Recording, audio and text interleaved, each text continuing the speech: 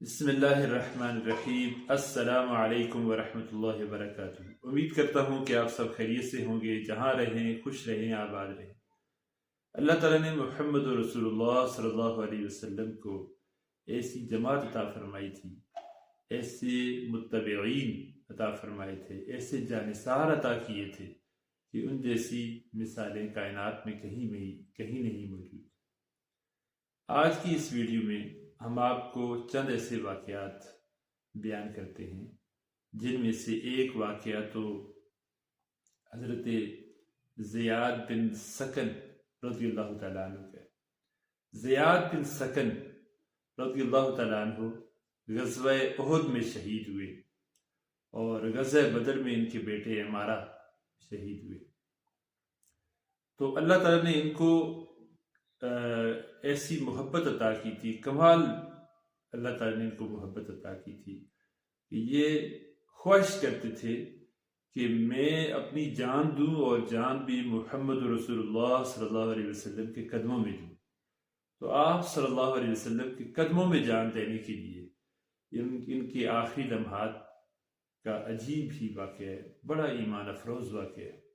غزوہ احد میں جس وقت رسول اللہ صلی اللہ علیہ وسلم پر حملہ کیا کافروں نے، مسلمانوں کو نقصان اٹھانا پڑا، جس وقت کافروں نے پیچھے سے مڑ کے حملہ کیا تو رسول اللہ صلی اللہ علیہ وسلم کی جان خطرے میں پڑ گئی۔ ایسے وقت میں رسول اللہ صلی اللہ علیہ وسلم نے اعلان کیا کہ آج میری خاطر کون اپنی جان دینا چاہتا ہے، کون میری حفاظت کرنا چاہتا ہے۔ تو اس وقت بہت سارے صحابہ رسول اللہ صلی اللہ علیہ وسلم کے لیے ڈھال بن کے کھڑے ہو گئے۔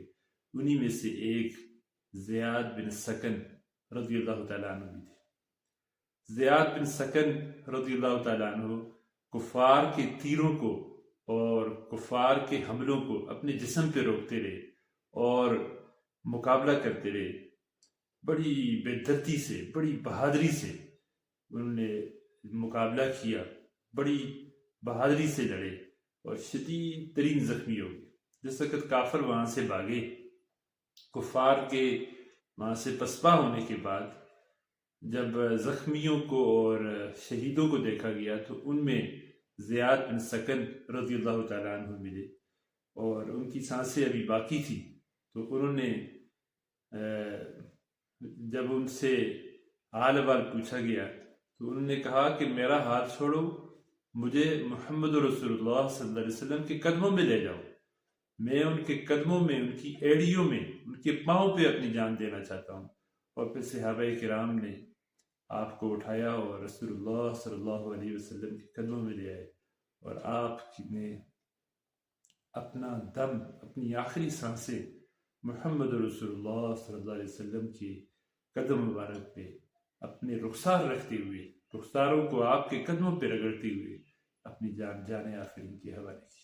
اللہ تعالیٰ ہمیں بھی ایسی محبت نصیب فرمائے۔ وآخر دعوانا الحمدللہ رب العالمین۔